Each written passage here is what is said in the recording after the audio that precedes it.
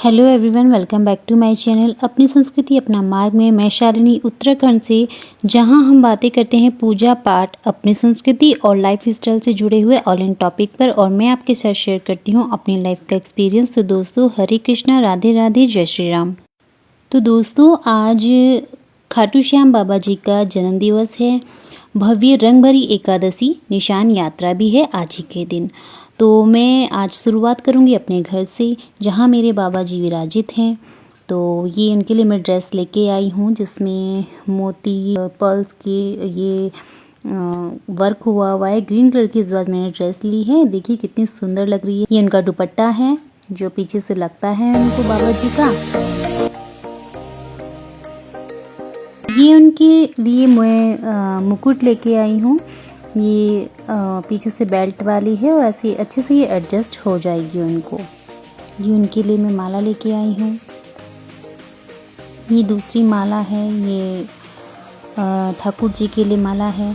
कुछ ड्रेस ठाकुर जी के लिए भी आई है और उनके लिए साइज़ ये ठाकुर जी का हमारा ड्रेस है। ये एक चौकी ली है मैंने, कहीं भी ये काम आएगी। कुछ मालाएं हैं 3-4 एकम की मैंने ठाकुर जी के लिए और खाटू जी के लिए माला ली है। कुछ जरकन की है, कुछ मोती पर्ल में है। और ये ठाकुर जी के लिए बैंगल लिए हैं उनकी ड्रेस से मैच करते हुए, जो कि बहुत सुंदर लग रहे हैं।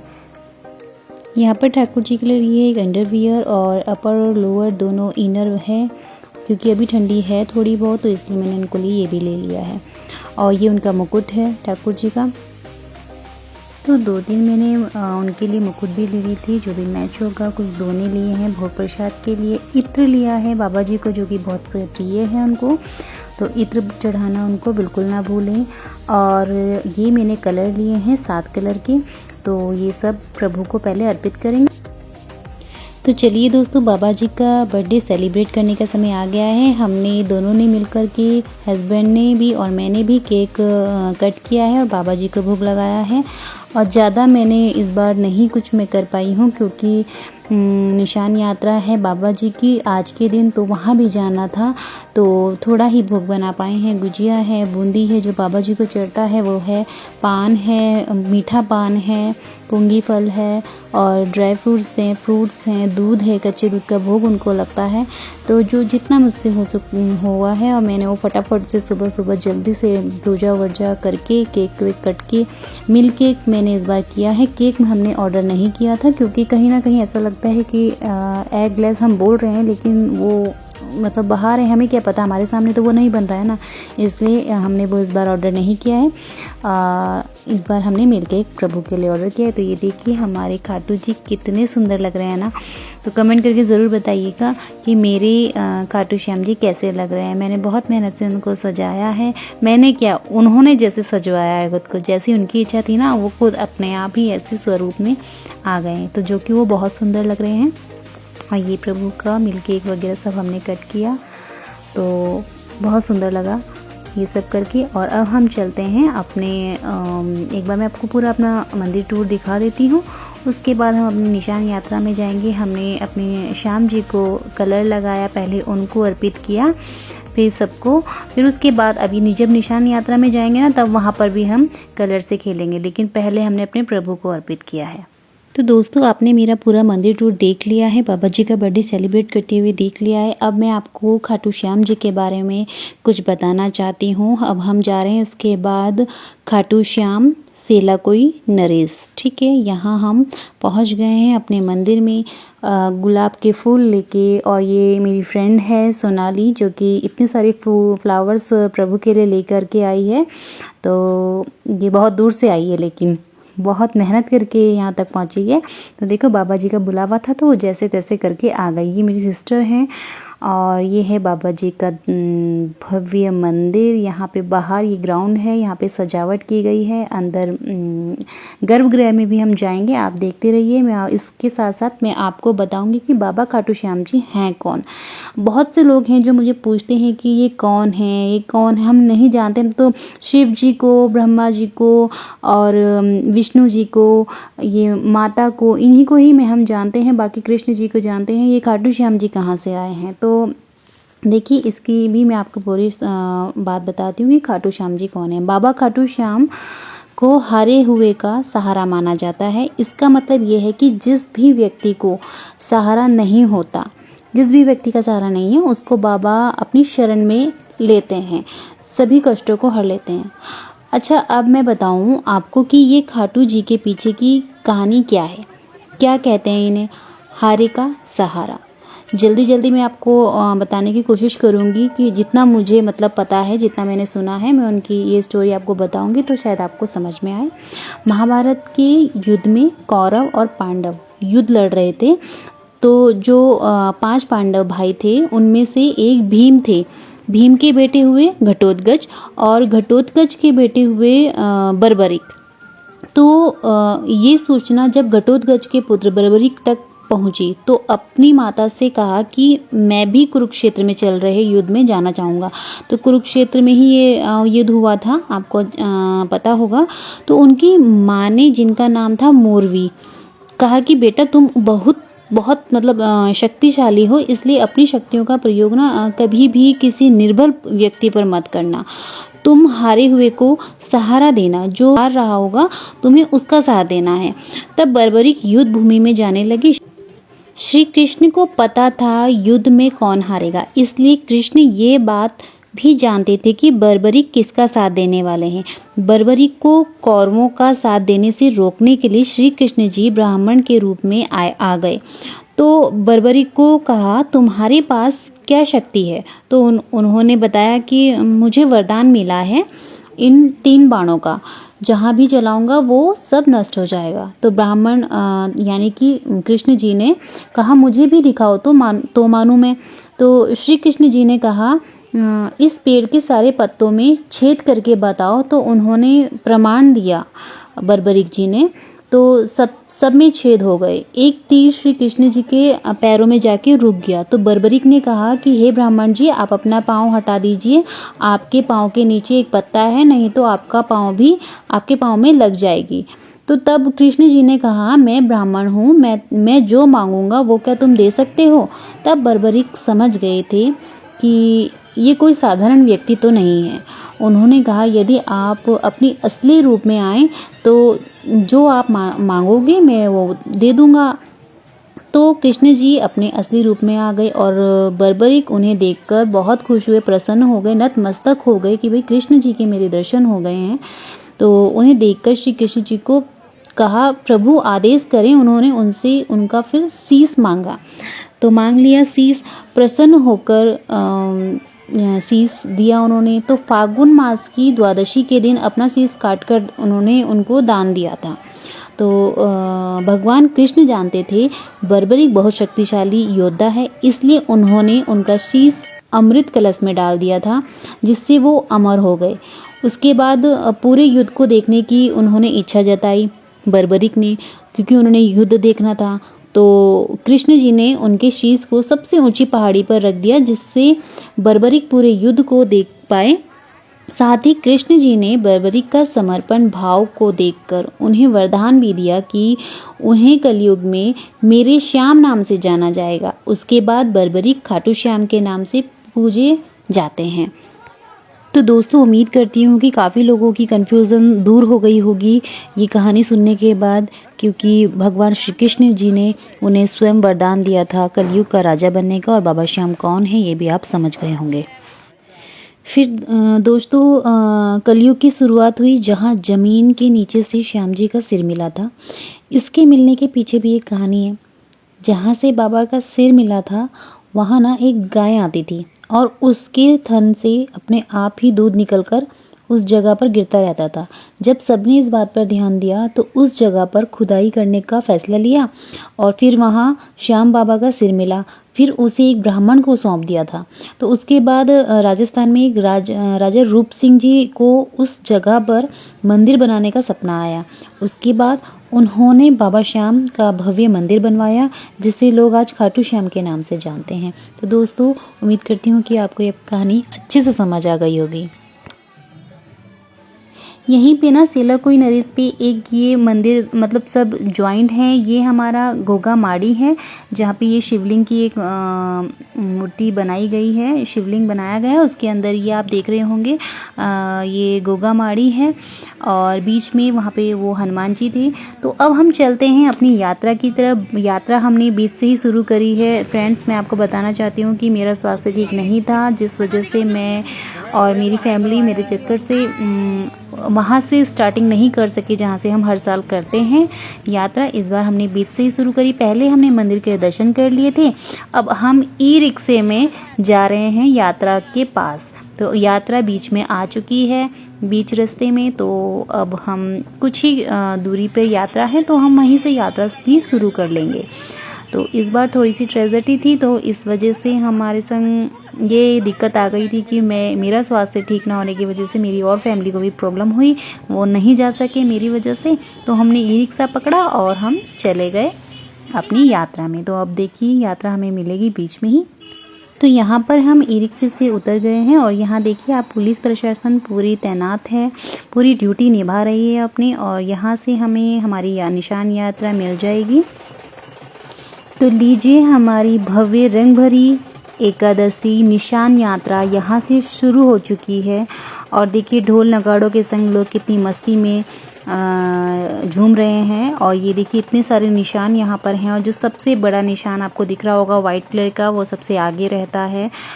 3 निशान रहते हैं और ये हमारे भैया लोग हैं जो कि बहुत कड़ी मेहनत कर रहे हैं इस यात्रा के लिए। सब कुछ अरेंजमेंट करना, इतनी मेहनत करनी, मतलब भैया बहुत भैया लोगों के लिए थैंकफुल है कि कितना उन्होंने मेहनत की है। इन मतलब कितने महीनों से ये लग रहे थे ये 4 दिवसीय त्यौहार के लिए। तो बहुत उत्सव मनाया है।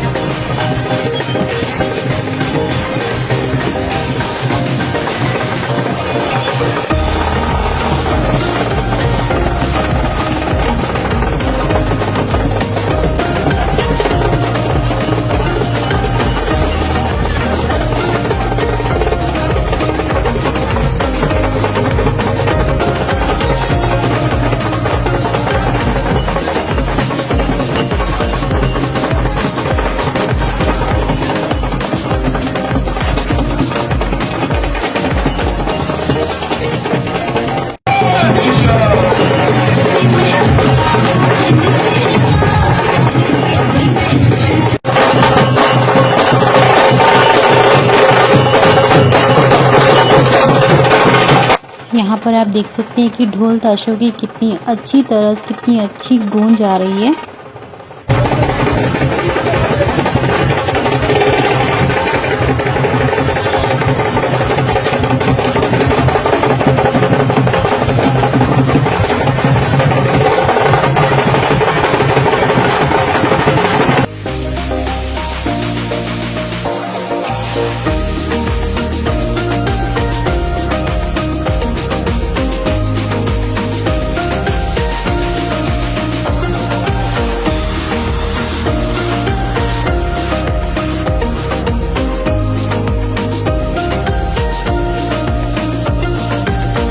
यहाँ पर आप ब्लैक ड्रेस में देख रहे होंगे कुछ भैया लोग हैं जो कि महाकाल सेवा समिति से हैं और ये निशान यात्रा तो एंजॉय कर ही रहे हैं, साथ के साथ ये अपनी सेवा में पूरे लगे हुए हैं, जुटे हुए हैं। तो भैया लोगों ने सेवा में कोई कमी नहीं छोड़ी है, जिसके लिए इनके लिए बहुत बहुत धन्यवाद।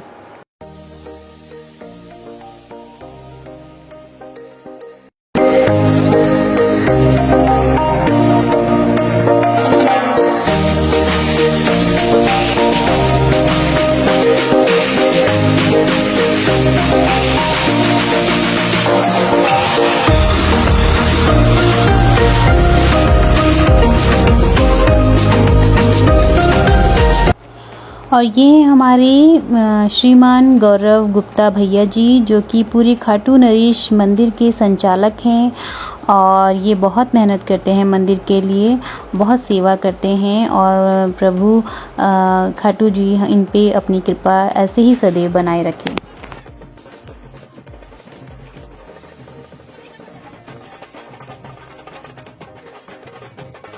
और यह हमारे भव्य 3 निशान जो सर्वप्रथम बाबा जी को यही अर्पित किए जाएंगे, बाकी उसके बाद जो पीछे निशान आप देख रहे हैं ये बाकी उसके बाद ही अर्पित करेंगे।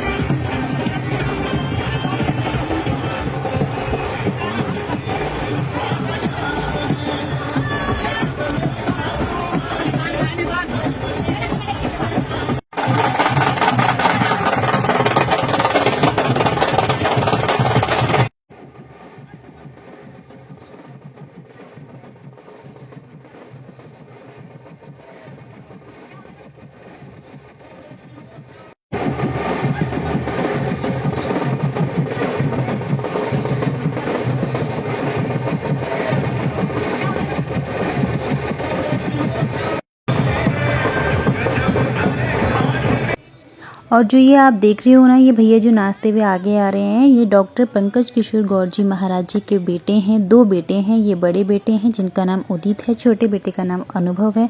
और दोनों को ना उदित अनुभव नारायण के नाम से जाना जाता है। ये भजन संध्या करते हैं और बहुत सुंदर भजनों का ये गान करते हैं। इनके कंठ पे ना माँ सरस्वती का वास है और बाबा की कृपा है जो ये इतने काबिल बच्चे हैं गुरुजी के। मतलब इनकी ना आवाज़, इनके भजन जितना सुनो उतना कम है। मुझे तो बहुत पसंद आते हैं और आप भी ज़रूर सुनिएगा।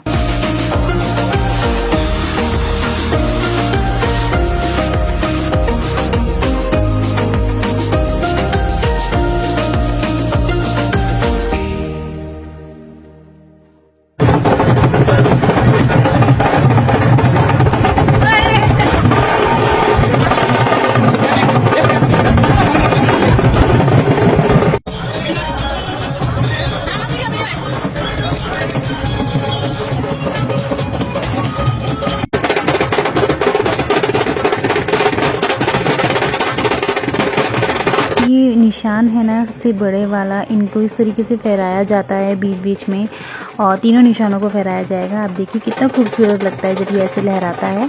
ऐसा लगता है जैसे बाबा श्याम स्वयं हमारे बीच में नाच रहे हों।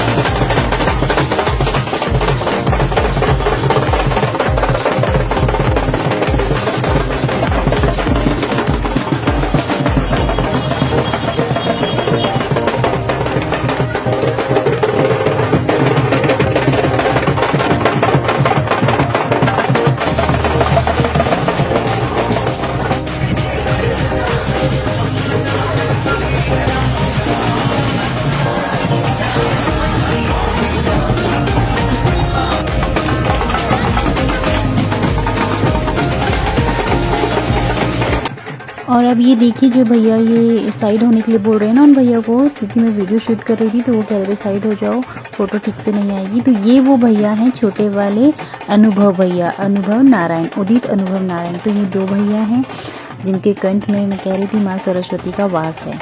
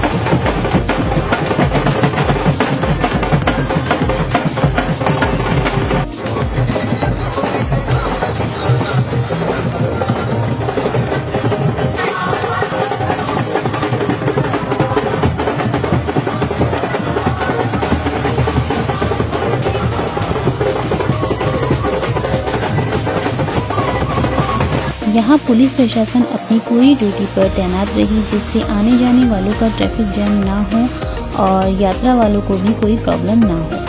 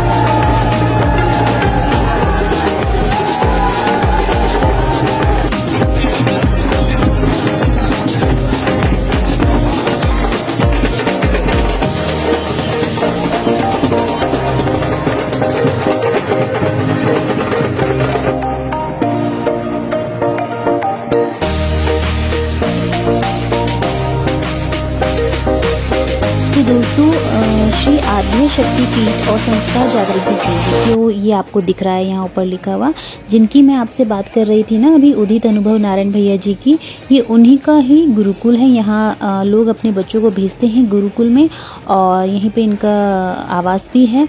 और ये हमारे सभी के गुरु जी हैं, ये जिनका मैंने नाम बताया था आपको, डॉक्टर पंकज किशोर गौर जी महाराज जी। ये सभी की समस्याओं का हल निकालते हैं। दूर दूर से यहाँ पे लोग आते हैं और यदि अगर आप इनसे मिलना चाहते हैं तो आप आइए, सेलाकुई में ही इनका आवास है। तो ये आपकी भी समस्या ज़रूर दूर करेंगे और सभी लोग आज इनका आशीर्वाद ले रहे हैं।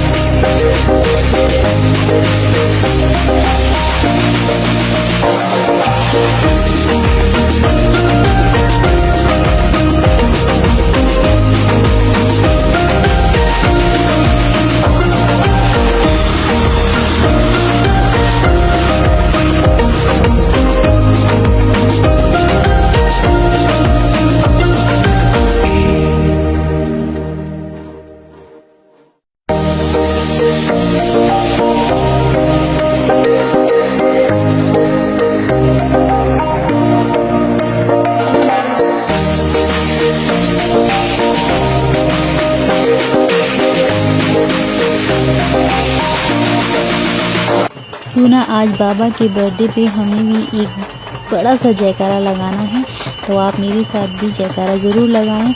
हारी के सहारे की जय, मोरवी के लाल की जय, मोर छोड़ी वाले की जय, लख दातार की जय, तीन बाणधारी की जय, खाटू नरेश की जय, शेला कोई नरेश की जय, जय श्री श्याम, जय बाबा की, जय श्री राम, भक्त और भगवान की जय। उसके बाद सभी ने अपने अपने निशानों को मंदिर पहुंचने के बाद जो ये बड़ा निशान है उससे टच किया, क्योंकि सबसे सर्वप्रथम यही निशान आगे जाएगा। और उसके बाद प्रसाद वितरण हुआ और सब अपने अपने घर चले गए। और जो ये निशान होते हैं ये मनोकामना के निशान होते हैं, मन्नत के निशान हैं। और फिर लोग अपने अपने घर ले जाते हैं, इसे अपने घर की छत में इसको विराजित कर देते हैं।